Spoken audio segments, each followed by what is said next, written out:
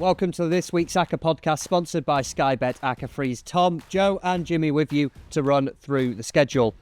Coming up on this episode then, we're with you a whole day earlier, but good reason, it's Easter weekend. There's a whole EFL slate of fixtures on Friday, so we're building our fourfold from Friday's action. Don't let that catch you out. Please, if you haven't already, subscribe to the channel to ensure that you never miss an episode, and remember to keep it fun. Never bet more you can afford. This podcast is 18 plus. Please gamble responsibly.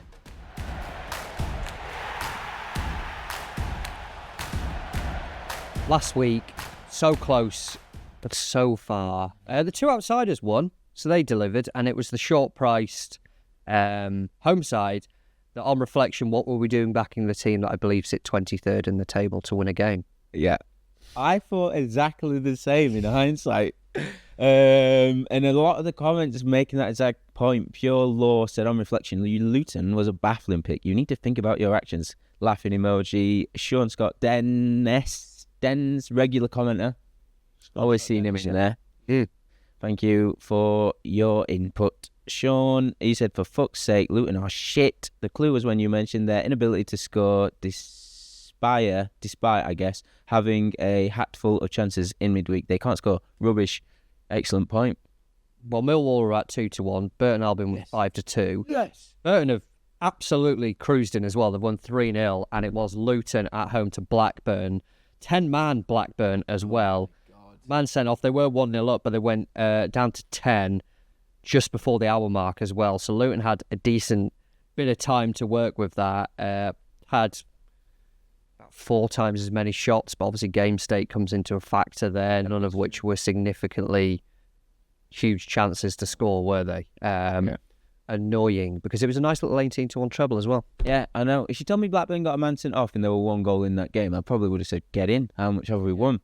But the other thing I will say is we had a few teams that we left out, and it seemed like it was an odd weekend, because who did we leave out? Forest. Yes. They didn't let us have them in. They lost. Turned over 1-0. Late Decore goal for Everton. We mentioned Villa, but they won 3-0. But we were worried about how many changes Emery would make. He only made 4. Hindsight would have been good to know he was only planning on making 4. Southampton have not even laid a glove on them, have they? This was, we've been relegated now. Pressure's off. Let's get some pride back in ourselves. No, they were hammered. Should have took a leaf out of Ipswich and Leicestershire's book, shouldn't they? And then Brighton didn't beat Leicester either on the other short price one that we mentioned. You were like 3-10. Yeah. We dodged that bullet. You're welcome. What else do you want to talk about? There's so much has happened. What else are we reflecting on? Crazy season, isn't it, in football at the moment? That Luton one is not just for the Acca, but that is a killer for them. So Luton, for context, I'm sure as you'll be aware now, with 42 games into the season, you'll have a rough idea of how the table and the lay of the land is.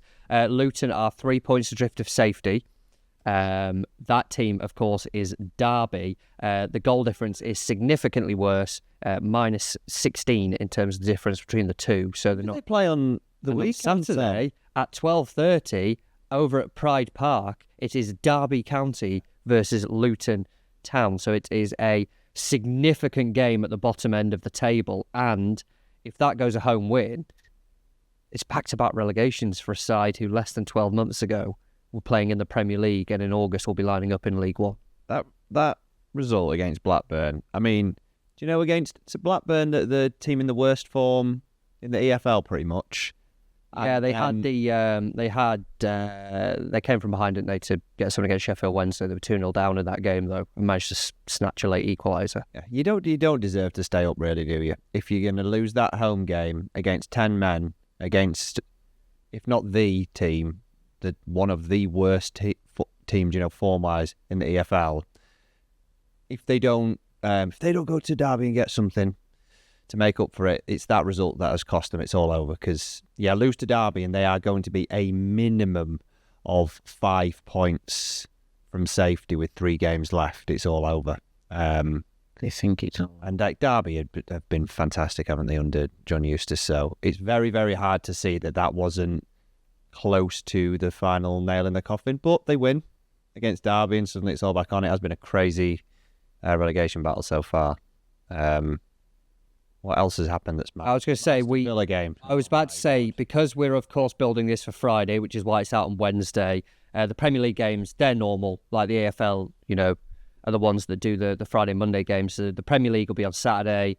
We may briefly touch upon it at some point across the episode, but that means we probably won't talk. I mean, we definitely won't, because Aston Villa are a late kickoff on Saturday anyway.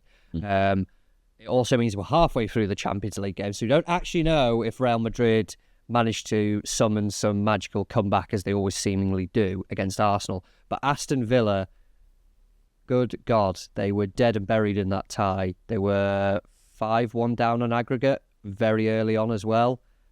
And in the space of, 5 second half minutes, bam, back into life. Femi. And just couldn't get the job done. Yeah. When you were talking about the big game last night, I thought you were on about a different game. Salford Doncaster. No. Ormond. No. Oh my God, how did it go? In the, I thought you were on about the Derbyshire final. Did they win? Oh boy, just a bit. Oh my God. Well, talk us through it. Well, you're familiar with it often, aren't you, Tom? So, hazard a guess what you think the score was in 90 minutes. Alfred. 0-0. Correctamundo. One for the purists. Best moment of the game for me. 5 minutes one time. I think there was like one half chance in the whole game, and that's when Alfred and player sort of collided with the keeper. They were both in a heap on the floor, and the ball would just slowly roll towards the goal. But at 5 minutes one time, stadium announcer comes on and say, just a reminder, ladies and gentlemen, if the game is level at full time, we'll be going straight to a penalty shootout. And everyone went, yay!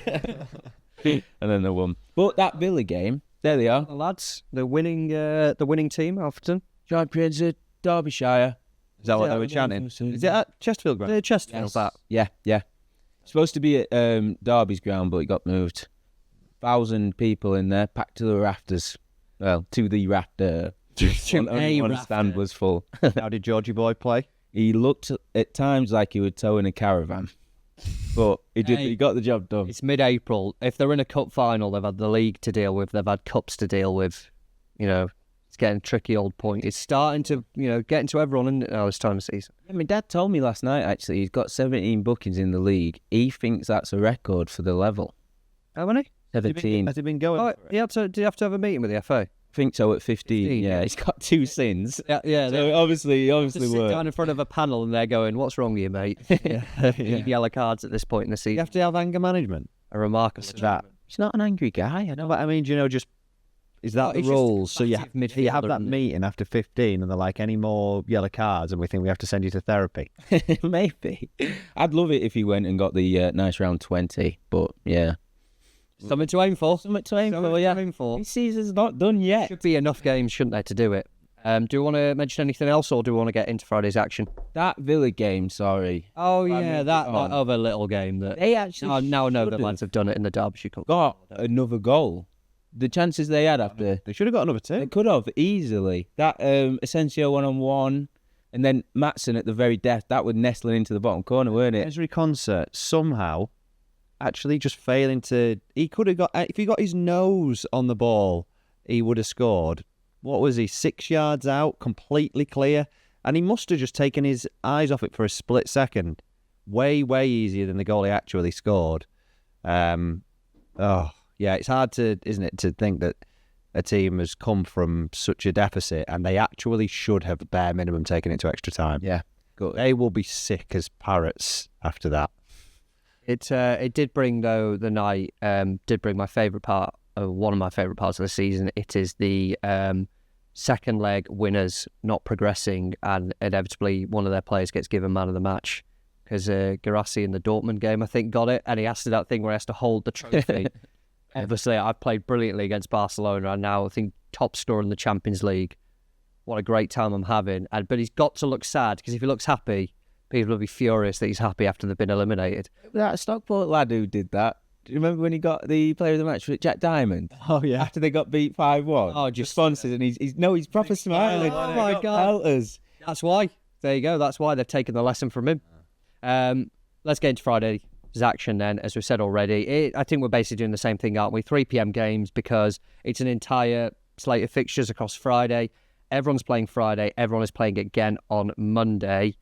There won't be a podcast for Monday just because of the quick turnaround. I think we've somehow entrusted you two to do something for an Acca for Monday. Right, Tom. So we will be sending a very, very short... We barely think we can call it a podcast. Be like a 1-minute video just to give you all a reminder that me and Jimmy will be doing... We're going to do it like old school, are we, over the phone? And there won't be a podcast to listen to, but if you just go straight to sportinglife.com, then there will be a Acca there on Sunday for the Easter Monday games. It's just too much of a tight turnaround to get a podcast out, get it recorded, get it out, get it priced. But it will be out on Sunday.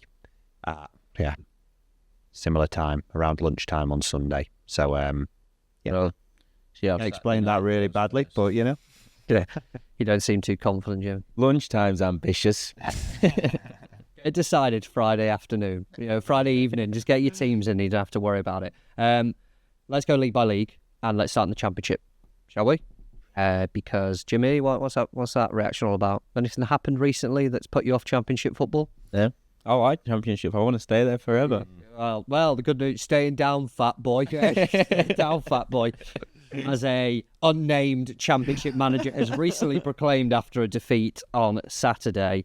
I actually just can't get enough of the... I was going to say Sheffield United and Leeds, they are at 5:30 and at 8 o'clock, so they won't feature in the Acca. They're also relatively short prices as well anyway. Burnley are at 3 at Watford. Maybe we'll mention them.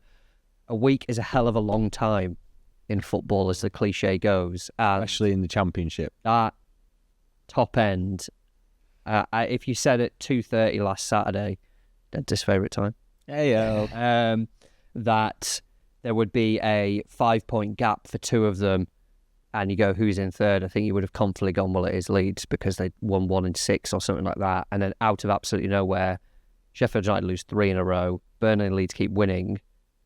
And with Sheffield United playing Burnley on Easter Monday, it's just, I just can't believe how it's turned out in such a short space of time. Yeah, it's incredible, isn't it? Jimmy? Just reminded me, actually, after we played Burnley, someone added me on Twitter, called me no bad, we battered you. After we played Burnley, they did a number on us. I didn't reply, I bookmarked it, but I'll come back in May, pal. And now I'm just thinking, shit, we're going to lose to them on Monday. They'll probably go top of the league and 8 points clear of us? I just may as well unbookmark it now. Congratulations. And I don't know if Joe wants to gloat a bit because we ridiculed his Burnley to win the league suggestion at the start of the season. There's no chance Scott Parker is entertaining and thrilling enough, and he's actually bored his way to the top, defensive solidity, etc. Someone did share Burnley's team from the first 2 games of the season. Before they kind of everyone left, their squad they had for the first 2 games is unbelievable because they won 4-1, didn't they? I think they won 5-0 in those first 2 games. It was like incredible, some of the players that they had that you forget that they had. They obviously had Wilson Odobert was still there. Dara O'Shea was in the back line. Wout Weghorst was still there, playing up front. So if you look at that team, it's like it's not a completely different team, but it's significantly changed. And they had that kind of a lot of talent at that top end. And yes, the blessing is then, of course, that you can then replace it with the finances that you've got with better players. But you kind of forget the turnaround that he had in season to then have to deal with, to not only deal with that, to turn them around to a point where it's only goal difference that keeps them off top. And if you said goal difference would keep us off top, but we'd keep basically a clean sheet every week, you'd consider yourself somewhat unlucky that that's the situation. Absolutely. And just to slightly clear up a point that Jimmy was making about the points gap that could happen when Burnley play Sheffield United on Monday, to make it even worse, sorry mate, is that it's highly likely that Burnley will be promoted if they beat Sheffield United on Monday. But even that, depending on how the results go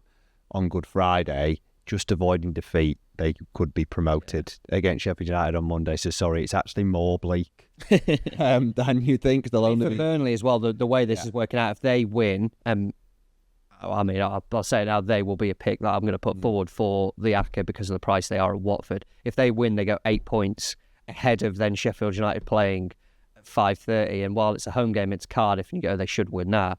We could have said that the home game, it's Millwall, they should have won that. should have really turned up at Plymouth for one. They should have won at Oxford, and they didn't. All right.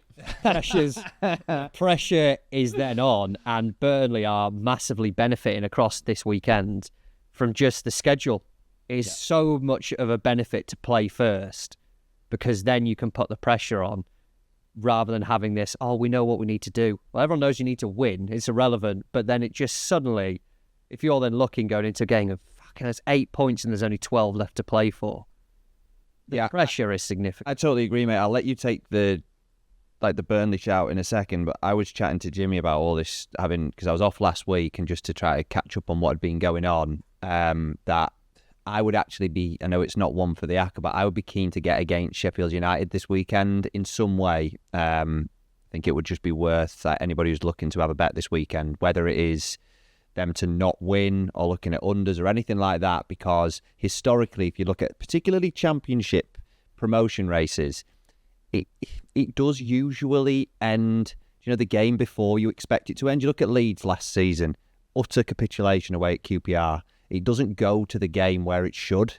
because the pressure ratchets up so much that they cannot afford for it to go wrong against a team who they're like, yeah, well, if we get points here, it's a bonus. Like, we need to get our points elsewhere.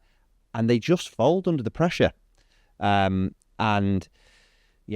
would be looking at that as a game to potentially get against them, especially when the manager has completely lost the plot in the previous match.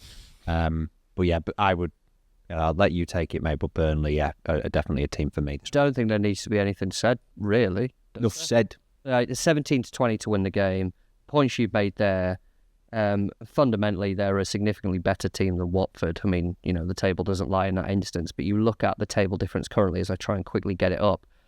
Watford, their season is nothing. I know mathematically they're still there. There's nothing to play for now. They are, even though you're sitting in 11th, you wouldn't think yourself relegation trouble, but they're mathematically safe from that. They're not going to make up a 7-point gap between themselves and the top 6 at this point in the season. They're just there. They're floating around. There's kind of, their season's petered out into nothing, having shown potential to be what could have been a playoff campaign. And like we said, Burnley are turning up full of confidence. I know the clean sheets have started to disappear, to be fair.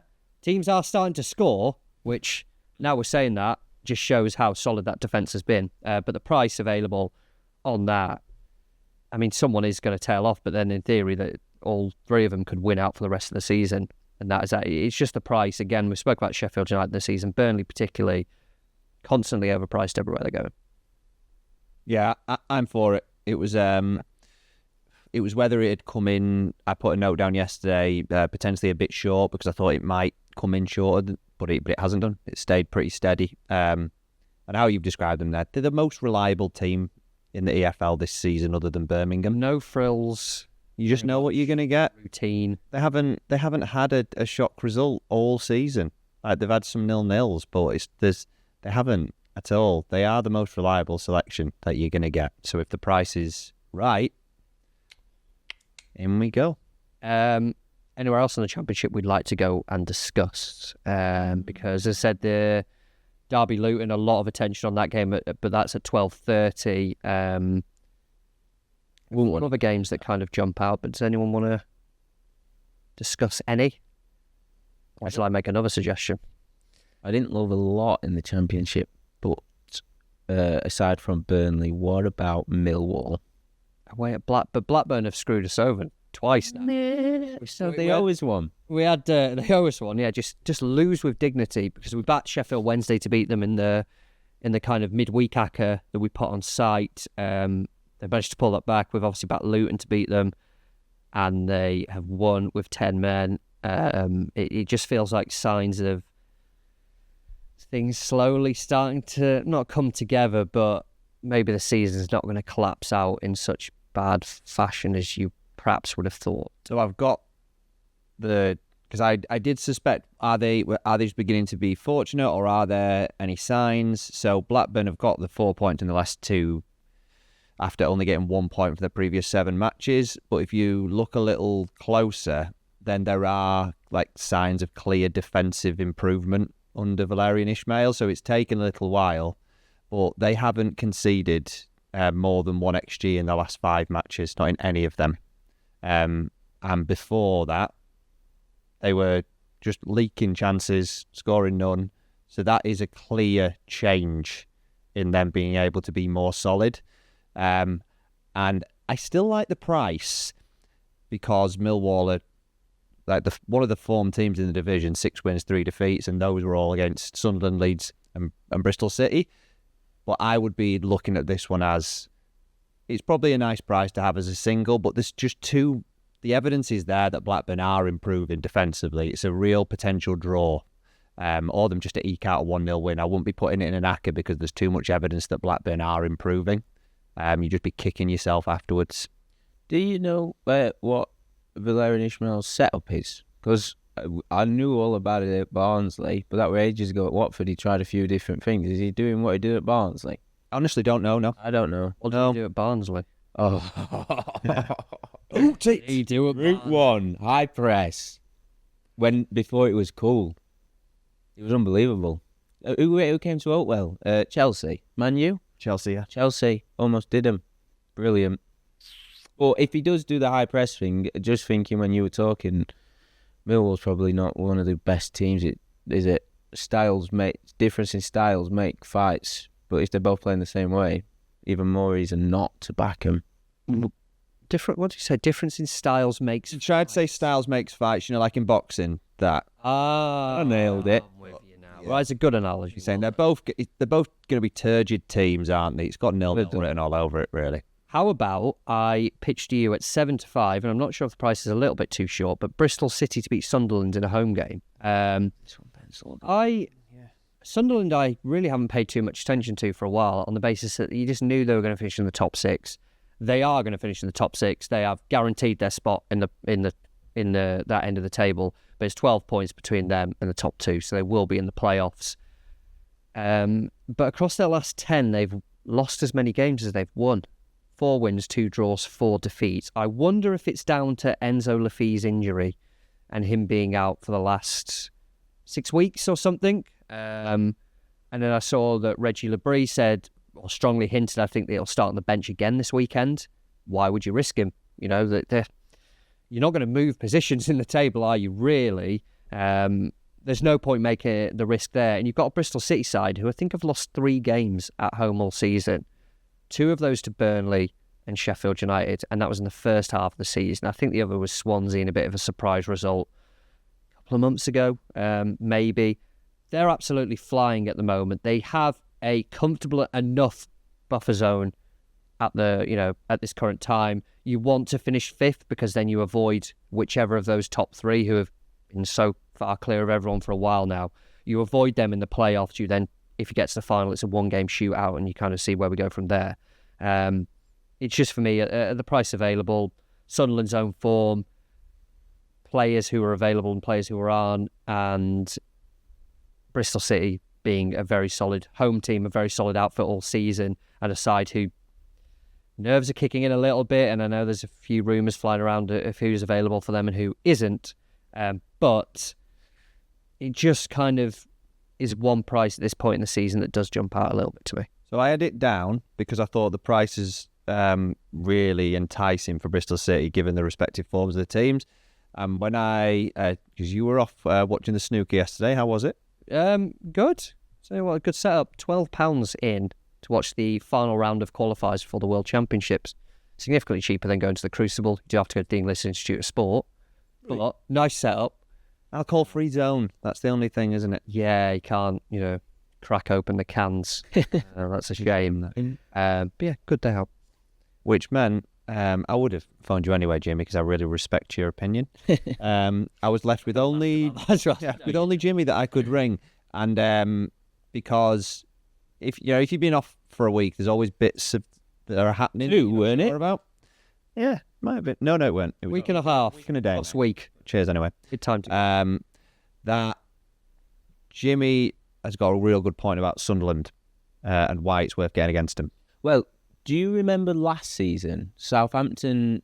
I was furious with Russell Martin because they were 500-1 to get promoted at one point, and they still had Leeds, Burnley, and who was the other big dog that left in the league last year. last year?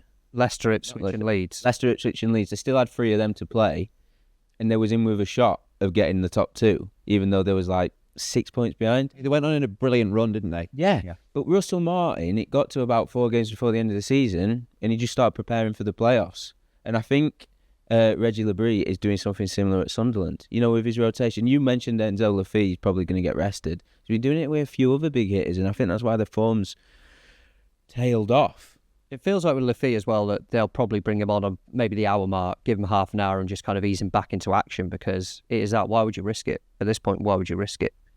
You then maybe want to win the last couple to build some momentum going into the playoffs, but it does feel like that. Surely at this point, it is a bit of management as well, and there is one of the kind of critical things you could say about Labrie is his in-game management at time, much like the Sunderland squad, being quite young, the inexperienced. They've struggled a little bit with that. So the strategy and how they approach it is really, really key at this time.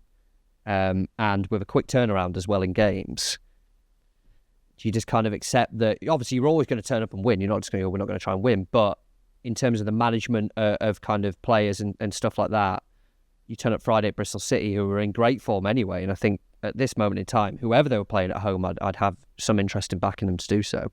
I like the feel a bit like that. I like the extra factor here that there's obviously a lot to happen in the final 4 games for the 5th and 6th spot. But, do you know, just on the balance of probability, is highly likely that these two are going to be playing each other in the playoffs. Yeah. Because of the form that Bristol City have been in, consistently for a while, the bun fight for the 6th place is probably more likely to be between the teams beneath them. So if Sunderland are rotating players and they've got players coming back from injury, how much are they going to want to give away about what they're going to do in the playoffs? He just continues to play this rotated weekend team because he doesn't want it to be a practice match and a rehearsal for their opponents who are having to play at full tilt, because then he can just write it off for his players. For, don't worry that we lost that game, because remember, we played only after you played. Our season was already done. Whereas he plays a full strength team, and really it's not important for them. They lose. That's mental baggage he's got to try and get rid of ahead of the playoffs. So I almost wanted it before being given the context about Sunderland. I really like it. I didn't realise they are actually stuck Sunderland. They're just 12 points, basically. I know Sheffield United are there, but they're not going to catch Sheffield United at this point. Maybe. Maybe. Do you reckon they'd chuck out... You said it there. Would you do that as a manager? Would you chuck out a little Duff tactic? Or just try something a bit different to kind of throw them a little bit? So then when you play them, knowing you're going to play them twice... Martin did it, didn't he? Yeah. He did do it against Leeds, the last game of last season. It was a bit But he is mental. Yeah, he's going, 4 at the back. So what's going on here? Okay, well, this is interesting. And do you reckon there is that little bit? Because then in all your prep, there's a little bit of doubt going, yeah, but then they did try that against us, and that part worked. I wonder if they'll do that. And then it just completely throws a bit of a spanner in the works. And it's like the fixture list has massively benefited you, because I'd be very tempted as a manager to do so. Oh, yeah, I would. I think we're settled on Burnley, weren't we? We were definitely on that. Bristol City seems quite a confident one. Yeah, but I think put it in, yeah, but potential to take it out, because if there's loads more options that everybody loves, it makes sense. But it's similar to the Luton one, made a lot of sense when we were doing it, but then you get out, they don't get the result, and you think, oh yes, they're being shy. Obviously, yeah. And then you think, oh yes, Sunderland were in the running for the top 2 actually.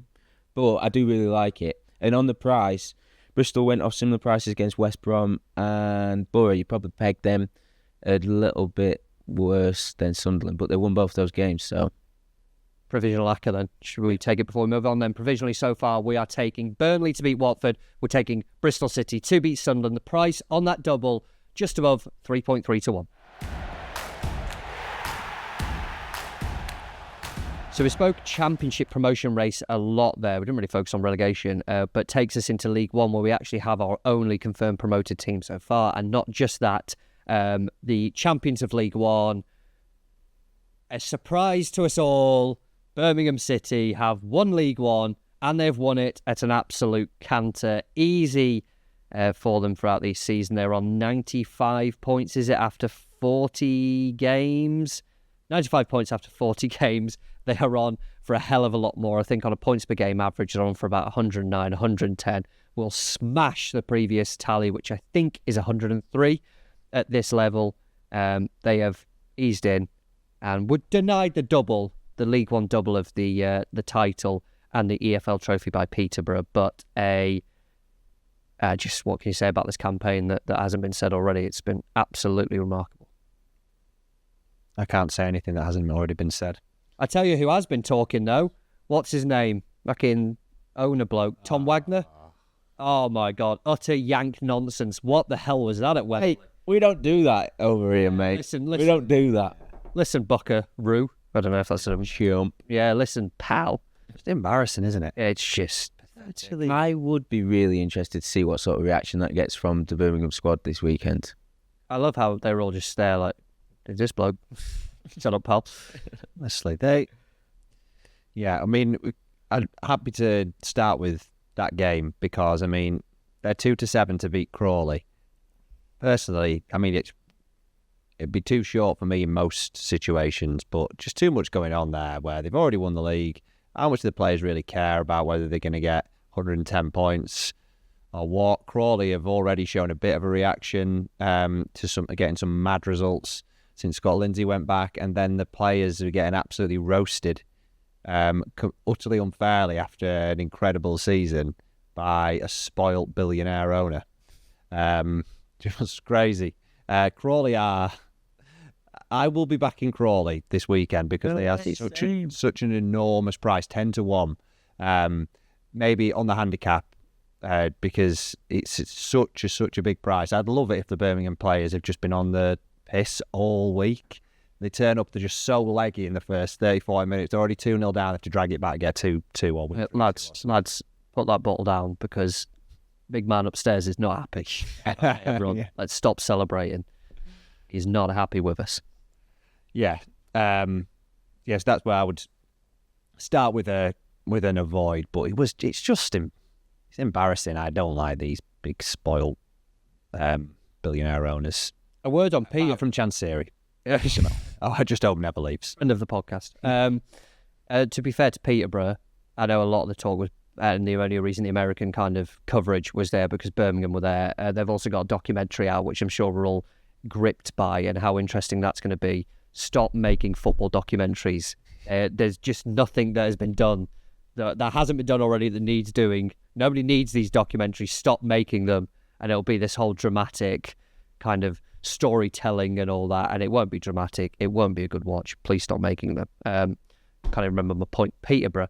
On that note, not a lot to talk about them, but they are... I saw someone tweet that they are basically the Seville of this tournament, aren't they? Because they seemingly win it every single year.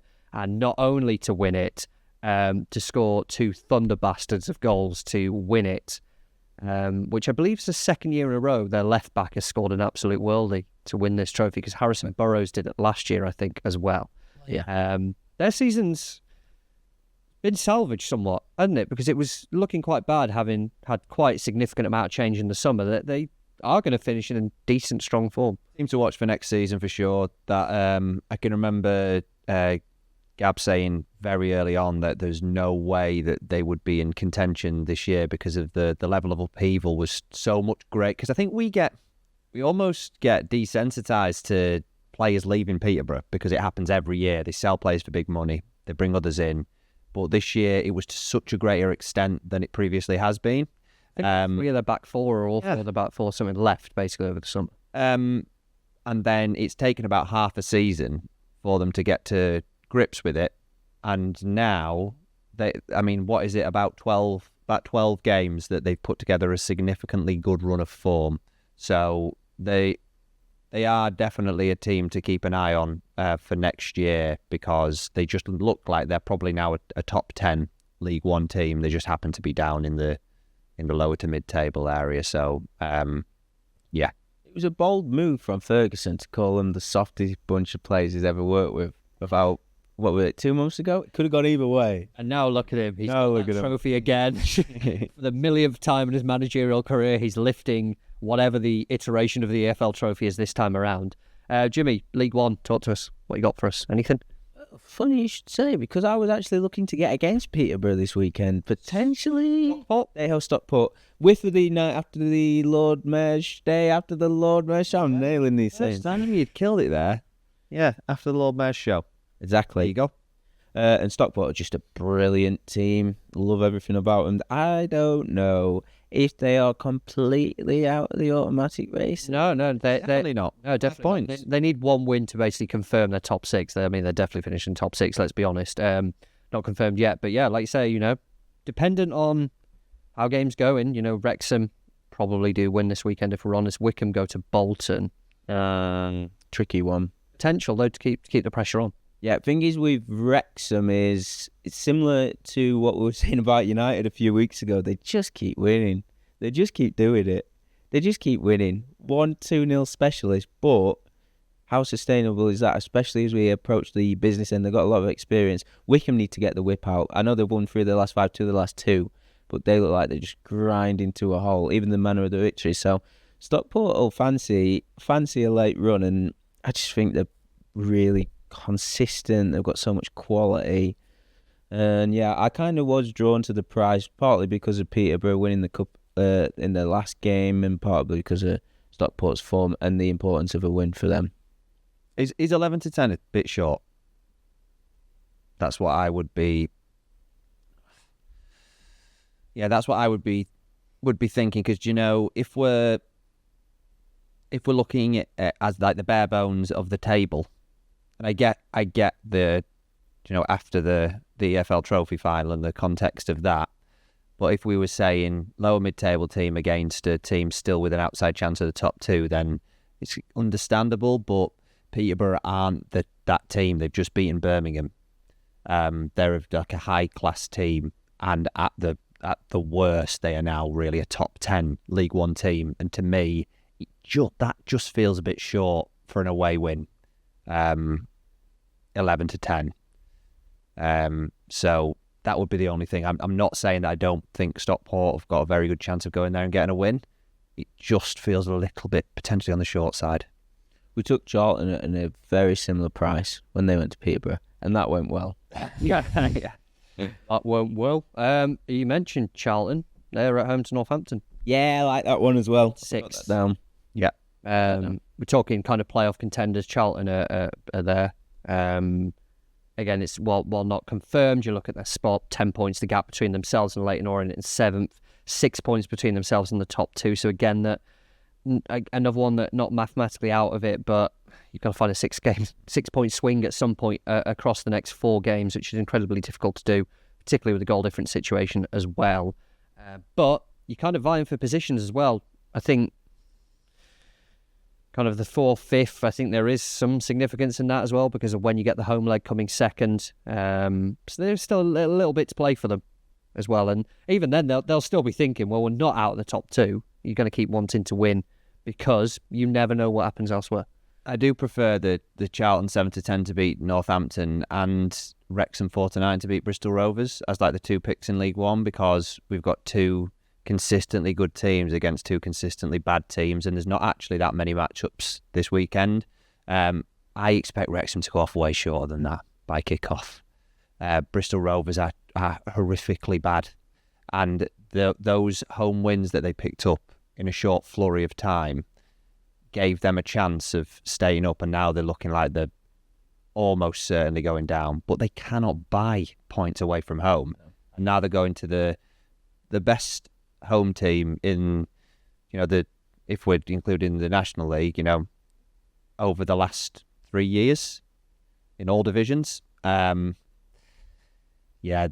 it just feels like it would be criminal to not have that in the Acca this week. And the Charlton one, I just concur completely. Northampton, Kevin Nolan's done a good job, but I just don't see an outcome where they go there and get anything. I think they're not mathematically safe, but there's a 5-point gap between Bristol Rovers, who were obviously backing to lose Wrexham. So worst case scenario is, well, obviously it could be shorter than that, 2-point gap, but the realistic potential of this weekend is that the gap is still 5 points with 9 left to play for. It's a huge ask, even though it doesn't look like it at first glance at the table, for a team who are on a ridiculous losing run at the moment, haven't been picking up points all season, to then suddenly kind of gain 2 extra wins when it's not really been the case. So for Northampton, one eye over the shoulder, but they should be okay. Same with Mansfield, same with Wigan, and of course Peterborough as well. Those are the two in League One. I did want to mention Reading, because they were 13-10 to beat Lincoln. It was particularly interesting. Reading, despite all the off-pitch kind of noise, and obviously more than noise, but all the kind of off-pitch talk that's been going on, you barely kind of have spoken about Reading on the pitch. And on the pitch, they have a 3-point gap over Leyton Orient. Goal difference isn't in their favour, but they are continuing to pick up results, and they take on a Lincoln side who I think haven't hit the expectations, would be fair to say. They're sat in mid-table again. I know a fair few people were looking at them as top 6 candidates. It hasn't really been the case at all, and particularly away from home as well. Very, very ordinary. Reading need to keep winning, and this is a perfect opportunity to do so. I like it. I do like it. Reading don't make any sense to me, but they're really, really pretty consistent, aren't they? What were you saying about Lincoln? Nothing to play for? Lincoln are just there, floating around mid-table. They are sat in 12th. They are banged mid-table, battling for a spot on the top tier, top half of the table. Now Rotherham have turned it round, but away from home, 16th in the away standings, 5 wins from 21 all season.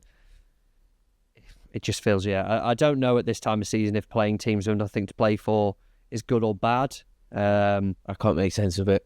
But then I went to Leeds Preston on Saturday, and Preston with nothing to play for at 2-1 with chucking strikers on and really having a go. So I don't know if that benefits you if you need a result, because the opportunities there are there to kind of, and the gaps are there to exploit. But it was a price thing for me, I think. 13-10. A little bit big. I thought they might be odds on, given the situation that both clubs are in. Yeah, of the options there, so we've got Reading, Wrexham and Charlton. I think Wrexham is a must, but I'd be leaning more towards Reading. We could have them both, of course, but I was just looking at Northampton since Nolan came in. 21 games, they picked up results in 14, drawing 8 of those. Charlton at 4-6, I think there's more reason not to have them than just price-wise. Then I think I'd be more inclined to sway with Reading, I think. But I don't know if I'm putting too much on price there. Charlton have lost 2 all season at home. Yeah. 6. Very strong home outfit, of which, though, the last time they did draw was, funny enough, Lincoln, who we're talking about there, which has probably thrown doubt on both of the picks. But I do get Jimmy's point about Northampton. A lot of draws. Yeah. They drew at Wickham. That was back in January. I know Wickham had just lost their manager, just lost their star striker. Wrexham beat them at home. They drew at home against Stockport. They drew at home against Birmingham. It's a lot of draws, but then Charlton are brilliant at home. Yes. So you could take Wrexham, explore League 2 and potentially come back. Oh, God, not League 2. League 2, baby. I like the sound of that. The Lincoln, I think that they're just in pretty good form. That's why I steered away from it in the end. So Northampton, I like that point from Jimmy. It is a heck of a lot of draws. Lincoln, if you look of late, then going back to what was Barnsley's last win under Darryl Clark, then it was a completely bizarre game. Barnsley basically scored with all their shots and 1-4-3. Lincoln nearly scraped a point after it. But then after that, then Lincoln's only defeats have been narrow 1-0 losses away at Birmingham and Wickham. And then that they haven't lost any other matches. So they've had a couple of massive wins and then drew at Charlton. So they're actually in good form, and that's going back to the 1st of March. So I'd be hesitant to go against it. And they are a good team. It's disappointing the way their season's played out because they just haven't managed to make as good a loan signings as they did last year. But they are a good team. So if they went to Reading and got a draw, I don't think we'd all be sitting around thinking that was a shock. Be like, well, they are a good side. And yeah, there might be stuff in League 2 where there's other, good team playing rubbish team. So it's probably worth having a look. Should we lock in Wrexham and take a look at League 2? Let's lock it in. Well, we've got a provisional Acca on the go, haven't we? So far then, 3 teams that make up our Acca. We are just shy of 5-1 on a treble of Burnley to beat Watford. It's Bristol City to beat Sunderland, As we said there, I think we've settled on Wrexham to beat Bristol Rovers. Into the horrible hunting ground that is Sky Bet League 2 then. As the season has progressed, we have not particularly enjoyed looking at England's fourth tier, but the reason is because it is so damn good if you don't support a team that is involved in it somehow. Nobody's promotion has been confirmed. Nobody's playoff status has been confirmed. Obviously, we have kind of a rough idea of who's going to finish roughly whereabouts in the table. Oh my God, like Port Vale are the only team that really have hit form at the right time at the moment, because everyone else, at the time where consistency is key, is doing the absolute opposite of that. Nobody is capitalising and really grabbing the opportunity, apart from Port Vale, I think, at the moment. For now. Yep. Walsall's collapse, which you have mentioned before, continues to get worse. They are now third, only in it on goal difference. You wouldn't be backing them to finish in that top 3. It is an incredible situation that we're finding ourselves in that top 7. That is surely up there with worst bottle job ever. Outside the Sheffield Wednesday one 2 years ago, and then all it gets remembered for is, like, rightly, because of the incredible comeback against Peterborough in the playoffs, it salvaged it. But that was as bad as this Walsall one. So the only way that Walsall can save themselves is by salvaging promotion by any means, whether it's playoffs or whatever. We spoke about Sunderland doing it. Maybe Walsall are just preparing for the playoffs now. Well, we've made such a mess of this. Let's just try and finish in the top 7 and rebuild. Doing it Russell Martin from last year, winding Jimmy up 4 games to go. Now we're preparing for the playoffs. You're in the top 3. No, maybe they think it's top 2. Yeah. Well, it's not happening. They haven't won in 10. I was just counting. Then they've only won 2 of the last 17. So in mid January, I think it was maybe MK Dons or someone they beat in mid January. They went 15 points clear. Yeah. At the top. Yes, the asterisk is that Nathan Lowe, who was their top scorer and really flying, got recalled by Stoke, didn't he? And then he's kind of had a little go, and then is even making the squad at times now, which is obviously frustrating for them. But even then, you'd expect to win more games than you had done. It was a weird period, wasn't it? Because was it roughly around the time they played Alfreton in that FA Cup game? Was it the season before? Last season, where the fans weren't convinced on Sadler at all. 2 seasons. There was kind of that period, wasn't there? And then it's kind of been this weird redemption arc, and now we're back on the other end of it. They play Harrogate at home this week. Shall we have a look at Harrogate? Harrogate have got nothing to play for. They're not going to go down. They're 9 points clear with 12 to play for, and not significantly, but a comfortably better goal difference. I can't Acca it, but Jesus Christ, you'd be half looking at that 11-2 on Harrogate, wouldn't you? I know it's the most extreme because they were top of the league. I mean, it must have been, if they're 15 points clear, it must have been close to 20 points to 4th place. But it's just not that out of the ordinary for that to happen in League 2 over the last few years. It's crazy because Barrow last season, they did exactly the same, having that just massive fall, and then they carried it on this year and looked like they were going to get relegated and ended up changing manager. Donny did it the other way round last year, where they looked like they're going to go out of the Football League and then managed to charge all the way up and should have probably got promoted. So it is a batshit crazy division, isn't it? Because basically everybody is shit. So if you can get on a good run, then you'll get promoted, and if you get on a shit run, you'll get relegated. There's not really much in between. Any games that we'd want to include here? The only one I kind of had noted down was Wimbledon 13-10 to beat Chesterfield. I know that's going to woman are because form's been slightly contrasting in recent weeks. Wimbledon really strong at home for large parts of the campaign. I know they've kind of dropped off with a few draws, etc. Chesterfield have been winning away, although they did get slapped by a rejuvenated Tranmere in that last away game. It was just that the price for me jumped out a little bit compared to kind of the other fixtures. And I mean, Wimbledon are in that group of teams who, you know, one eye a little bit over your shoulder on the top 7, but then also one eye on the top 3. They are 3 points away with a better goal difference than Walsall now as well. So they'll have one eye on the automatic promotion picture, even though they're only 4 points inside the top 7. That's how kind of close and compact it is at that end. I think it's just, for me, I know nobody's consistent, and maybe that's why we are largely trying to stick out of League Two. But in home games, I've got to be looking at these teams to kind of win those games. And Chesterfield, only 4 points themselves in 9th outside of that top 7.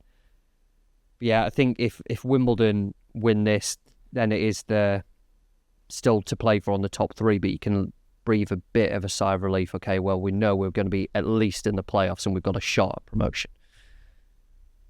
No. I knew it'd be a tough sell, this one. I think, to be honest, any game in League Two is going to be a tough sell, but in terms of the slate and what was there, one that I kind of immediately drew my eye to. I think that everybody's suggestions for this division are probably going to get a similar reaction. So I was shocked that I do have a couple that I like, not even don't hate, really. The first one I think is going to have mixed reviews because of Tranmere and managing to have a bit of an upturn in form, and obviously their quite ridiculous late comeback to draw 3-3 last week. But that was incredible, by the way. If you've not seen it, go and seek out the video. Unbelievable. I'm not sure if we can show it, but the celebrations after the third goal were unbelievable. They were so good, because the Accrington kind of open air away end that you've got, and the cliched limbs around that gets kind of over. It was incredible, though. Like, I've not seen a goal celebrated that well in quite a while. Yeah, all 3 of the goals go and seek that. Absolute worldies as well. It's that. Not only have you come back to draw, you've scored 3 absolute screamers to do so. So definitely go and see that if you haven't already. Totally nuts. So the 2 games that I like, they're linked really. So Donny go to Tranmere, and you can get them at odds against 21-20. Donny are one of the few teams that are actually in good form in League Two, but more importantly, they beat shit teams. That's what they've consistently done this season. They beat the shit, and then they drop points against decent teams, whether it be ones at the top of the league or even like upper mid-table. So you even go back over Donny's most recent results, and their most recent wins, they've lost 1 game since the 15th of February, but their most recent wins, they beat Morecambe, beat Accrington, beat Newport, so 2 of those were away, 1 at home, beat Carlisle at home, beat Cheltenham away. Then the other games, drawing with Wimbledon, Salford, Walsall, Crewe, Swindon, all just solid teams, and a narrow defeat away at Bromley. It's just very black and white, their season. They beat the shit. That's the reason why they're not promoted, is because they can't get results against anybody else consistently. So that's why I'd be really leaning towards it. The other one is Accrington. They play the other team that are actually in good form in the division away at Salford, and that's 9-10. Those 2 played each other in the week. Salford and Donny, and Drew, and it's a simple one. Brilliant form, Salford chasing the playoffs against Accrington, who are in horrific form, surrendering a 3-0 home lead against the side directly against them in the relegation battle to draw 3-3. Relegation battler. It's a fairly straightforward one. So they're the 2 that I actually do like, rather than don't even like not hate. Any thoughts, Jimmy? Nah. No. League Two, innit? Do you just propose we just stay clear of League Two? Yes, please. Please. Well, the trouble we have so far is above 5-1, so we're going to need to add another team somewhere. I was just thinking while you were waffling, I was just toying over the, both of you waffling about League Two. I was just thinking, I'm not getting involved. Yeah, I thought you were very quiet. The 2 options in League One, I was just toying with them, and I think, when I get out of it and I think back, I think it needs to be Charlton to complete it. Might get as close to 10-1.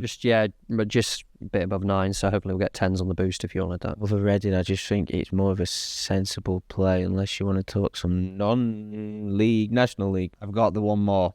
So this would be in, do you know, if I was building my own Acca, no outside input, I know that they busted an Acca 2 weeks ago, maybe. But I think you got to stick with Tamworth at 10-11 to beat Solihull. There's 1 loss in 10, 6 wins in 8, and Solihull have gone to total pot since Andy Wing left for Barrow. Last 16 games, lost 10, drawn 4, won 2, and Tamworth are the form team in that league.